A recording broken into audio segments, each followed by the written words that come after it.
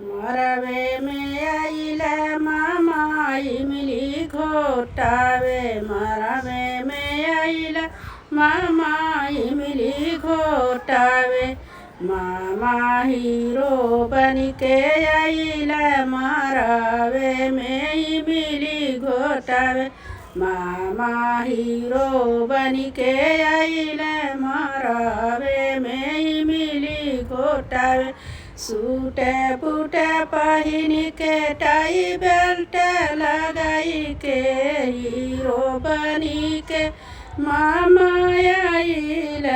Suit boot पहिन के टाई belt लगाई के मामा हीरो बनी के आइल। मरवे में आइल मामा इमली घोटावे। मरवे में आइल मामा इमली घोटावे। एक हाथ में ले ले आम के पल्लो। एक हाथ में ले ले लोटा पानी। एक हाथ में ले ले आम के पल्लो। एक हाथ में ले ले लोटा के पानी।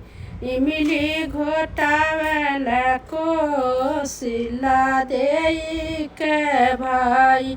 इमली घोटावे कोसिला देई के भाई। साड़ी दियल साया दियल पाकिट में हाथ डारे नहीं बा। पाकिट में रुपया। साड़ी दिहल साया दिहल पाकिट में हाथ डारे पाकिट में नहीं बा रुपया। झूरे अंगूठा देखावेल कोसिला देई के भाई। झूरे अंगूठा देखावेल कोसिला देई के भाई।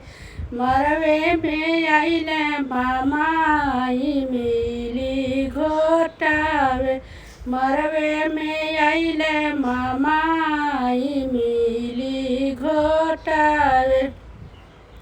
ये जब मंडक में मामा इमली घोटाते हैं, ये उस पर का गाना है। तो आप लोग को वीडियो पसंद करें तो लाइक करना, शेयर करना, सब्सक्राइब भी कर लेना।